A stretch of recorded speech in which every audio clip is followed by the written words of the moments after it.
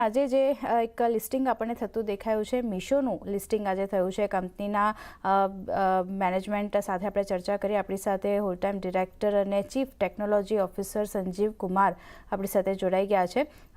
संजीव जी, स्वागत है आपका CNBC बाजार पर. और सबसे पहले अगर बात करें तो FY25 में जो कंपनी ने 3,942 करोड़ का लॉस रिपोर्ट किया है, तो क्या रीज़न रहे हैं और अभी प्रॉफिटेबिलिटी की और बढ़ने के लिए क्या पाथ रहेगा सर?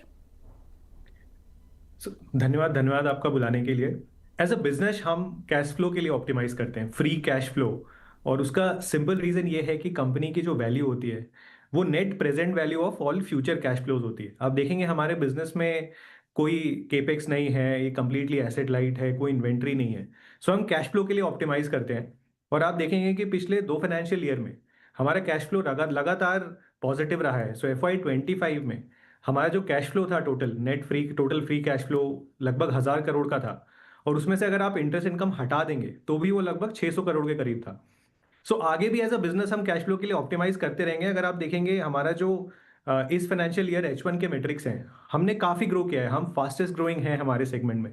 हमारी ऑर्डर ग्रोथ लगभग 54% है YOY. और हमारी जो NMV ग्रोथ है वो लगभग 44% है. एंड इस साल भी जो हमने रिजल्ट रिलीज किया है H1 में, उसमें भी हमारा कैश फ्लो लगभग सिमिलर नंबर पे है. सो आगे भी हमारा बिलीफ है कि जैसे जैसे हम ग्रो करते जाएंगे, मीशो की ग्रोथ स्टोरी में हमें काफ़ी बिलीफ है. अगर आप देखेंगे इंडिया में बहुत से लोग हैं जो वैल्यू कॉन्शियस हैं एंड बहुत सारे वैल्यू कॉन्शियस यूज केसेस हैं. सो हमें लगता है कि हमें बहुत सारे कस्टमर्स को अभी एक्वायर करना है. आज हमारा ट्रांजैक्टिंग यूजर बेस लगभग 23 करोड़ का है. सो जैसे जैसे हम कैश फ्लो के लिए फ्यूचर में ऑप्टिमाइज करते जाएंगे, profitability would follow, but as a business हम कैश फ्लो के लिए ऑप्टिमाइज करेंगे. ओके, तो आ व्यू खास कर बनतो देखाई रह्यो छे. आ ग्रोथ आगळ माटे ऑप्टिमिस्टिक अहींयाथी लागी रह्या छे. पर सर, अगर बात करें तो जो मीशो है वो अभी सेलर से कोई कमीशन यहाँ पे नहीं ले रही है, और जो कंज्यूमर है उस पर कोई प्लेटफॉर्म फीस भी वहाँ से कंज्यूमर से नहीं लिया जा रहा है. तो आगे बॉटम लाइन ग्रो कैसे देख रहे हैं, और प्लेटफॉर्म फ़ी आगे जाके आप सोच रहे हैं कि यहाँ पे कुछ इंट्रोड्यूस करें? बहुत अच्छा सवाल है. हमारा मानना है कि platform fee as a construct consumers के लिए बहुत अच्छा नहीं है.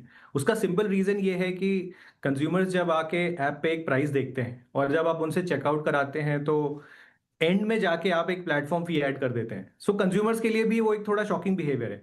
एंड स्पेशली जब आप मास इंडिया के लिए बिल्ड कर रहे हैं, जब आप भारत के कंज्यूमर्स के लिए बिल्ड कर रहे हैं, तो उनके लिए एक्सपीरियंस बहुत अच्छा नहीं है. इसलिए हमारा कोई प्लान नहीं है प्लेटफॉर्म फी इंट्रोड्यूस करने का. और जो हम पैसा बनाने की बात कर रहे हैं, हम मार्जिन कैसे बनाते हैं. आज हमारे 2 सोर्सेज ऑफ मार्जिन है, 2 सोर्सेज ऑफ रेवेन्यू है हमारे लिए. एक है लॉजिस्टिक्स रेवेन्यू, क्योंकि लॉजिस्टिक्स में हमने इतना इनोवेशन किया है कि हमारा जो लॉजिस्टिक्स कॉस्ट है, हमने अपना खुद का एक वेलमो नेटवर्क बनाया है, वो कंप्लीटली एसेट लाइट है अगेन. और वो आज इंडिया में सबसे ज़्यादा ई-कॉमर्स शिपमेंट्स डिलीवर करता है. ये ई-कॉमर्स शिपमेंट्स आज पर लेन बेसिस काफ़ी सस्ते हैं कंपेयर टू एनीबडी एल्स. क्योंकि ये सस्ता है, इसके ऊपर हम मार्कअप बना के भी थोड़ा मार्जिन बनाते हैं. दूसरा सोर्स ऑफ रेवेन्यू हमारे लिए बहुत ही इंपॉर्टेंट है. वो है आज सेलर्स. आज मीशो में तकरीबन 7 लाख एक्टिव सेलर्स हैं. वो सेलर्स आज एड रन करते हैं मीशो में to show up higher in the listing. जो फीड है हमारी, जो प्रोडक्ट्स की फीड है, उसमें कुछ सेलर्स पे करते हैं to show up as sponsored listing, जो आप काफ़ी प्लेटफॉर्म्स पे देखते हैं. ये दूसरा तरीका हमारा पैसा बनाने का. और आज ये जो एड प्रोडक्ट है हमारा, ये काफ़ी नया है. अगर आप बाकी इमर्जिंग मार्केट्स देखेंगे, वहां भी जो हमारे जैसे बिजनेस मॉडल्स हैं, जैसे साउथ ईस्ट एशिया देखिए, चाइना देखिए, जो हमारे जैसे बिजनेस मॉडल्स हैं जो वैल्यू कॉन्शियस कस्टमर्स के लिए बिल्ड करते हैं, वहां सेलर का वॉल्यूम इतना बड़ा होता है, इतने सारे सेलर होते हैं कि वो आपस में कंपीट करते हैं एक टाइम के बाद to get more visibility. While sellers को नॉर्मली नेचुरली विजिबिलिटी मिलती है, बट जिनको थोड़ी और विजिबिलिटी चाहिए वो एक्स्ट्रा पे करते हैं टू गेट स्पॉन्सर्ड लिस्टिंग. हमारा बिजनेस मॉडल भी यही है. हम एड से पैसा बनाते हैं, और वो प्रोडक्ट हमारा बिलीफ है कि वो उससे जो मार्जिन आता है वो नॉन लीनियरली ग्रो करता है.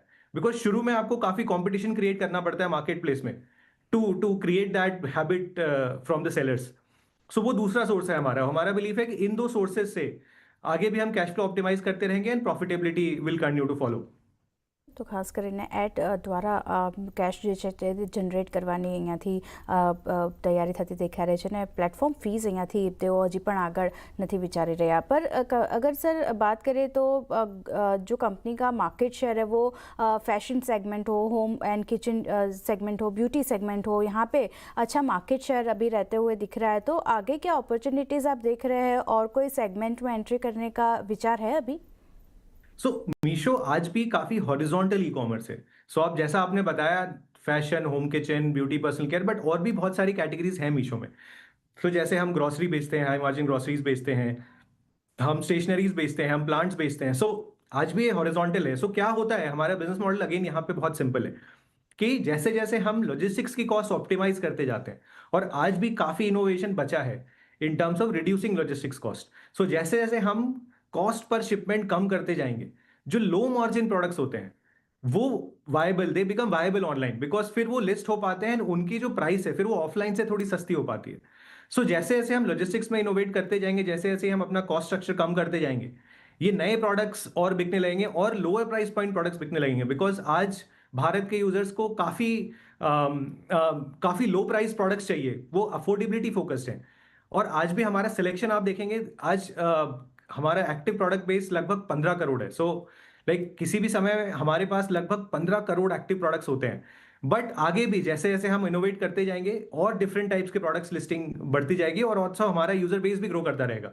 बिकॉज आज आप देखेंगे हमारे पास सिर्फ 23 करोड़ यूजर बेस है, वाइल वो ऑलरेडी आज किसी भी और प्लेटफॉर्म से बहुत ज्यादा है। बट हेडरूम बहुत बड़ा है। अगर आप देखेंगे बाकी इमर्जिंग मार्केट्स में एक बहुत ही कॉमन बिहेवियर दिखता है आपको कि जो चैट ऐप के यूजर बेस होते हैं, जो हमारी टाइप के बिजनेस मॉडल है, उसमें जो ई कॉमर्स यूजर बेस होते हैं वो भी लगभग बराबर नंबर के होते हैं। सो अगर आप इंडिया में व्हाट्सएप यूजर बेस भी देखेंगे वो बहुत ही बड़ा है।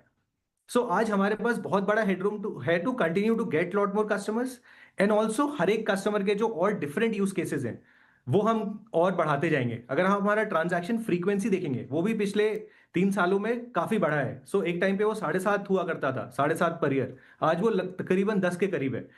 सो इन सब वजह से आप देखेंगे कि कैटेगरीज और डाइवर्सिफाई होती जा रही हैं और नए नए प्रोडक्ट्स वायबल बनते जा रहे हैं ऑनलाइन। संजीव सर, शुक्रिया उसी के साथ हमारे साथ जुड़ने के लिए, ये सारी डिटेल्स शेयर करने के लिए, और आपसे फिर से लिस्टिंग के टाइम हम लोग डिस्कशन करेंगे। शुक्रिया सर। धन्यवाद। तो